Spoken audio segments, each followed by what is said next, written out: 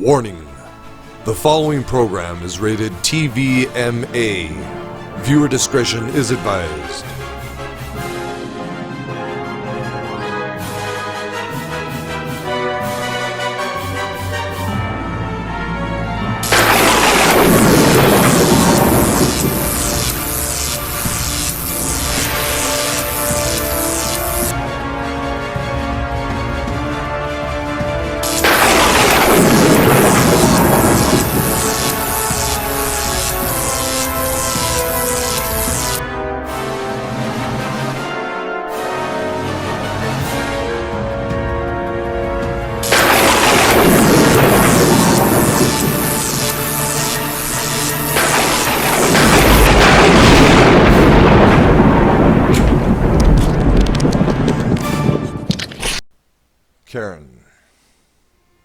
Charon, hidden deep within the bowels of the earth and ruled by the god Hades and his wife Persephone, the underworld, also referred to as Hades, was the kingdom of the dead in Greek mythology.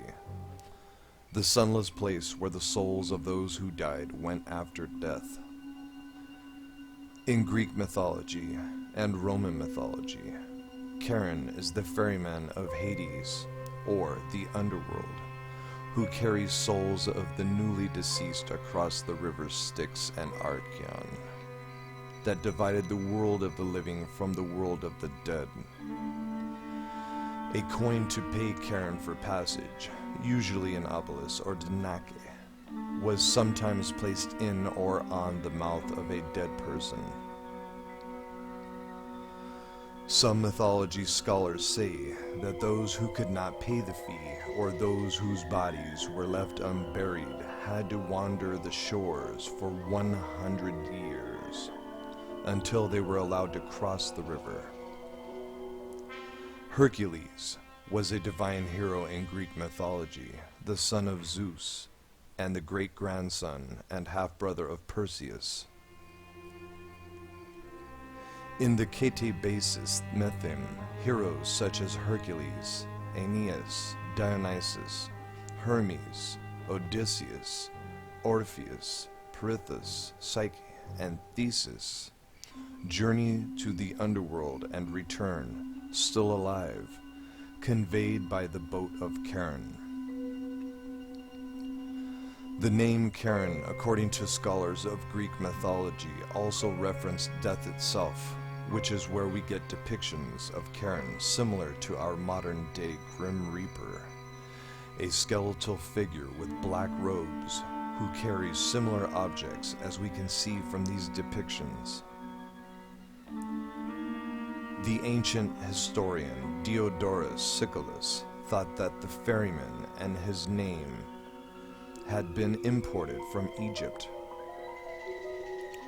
Charon is the son of Erebus. He was also the brother of, among many others, Thanatos and Hypnos. Charon is depicted frequently in the art of ancient Greece. Attic funerary vases of the 5th and 4th centuries BC are often decorated with scenes of the dead boarding Charon's boat, preparing to embark on a one-way trip to the world of the dead.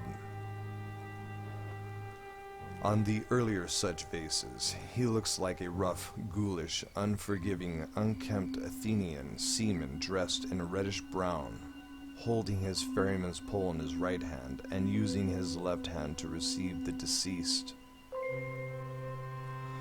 On later vases, Charon is given a more kindly and refined demeanor, no doubt to appease people trying to bring some sort of comfort in death, and to debunk the fearmonger's original depiction of Charon being a dark-hooded, cold, soulless entity. Charon wasn't an entity to be trifled with, being that he had some control of your final destination. Charon would take you to Hades, or leave you on the haunted shores, or perhaps leave you in the rough bile of river Styx to be washed away to oblivion.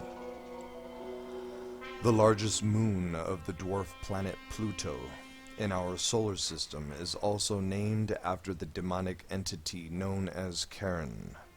Similar in ways, they are in the furthermost region from light and warmth, a place of utter darkness and despair.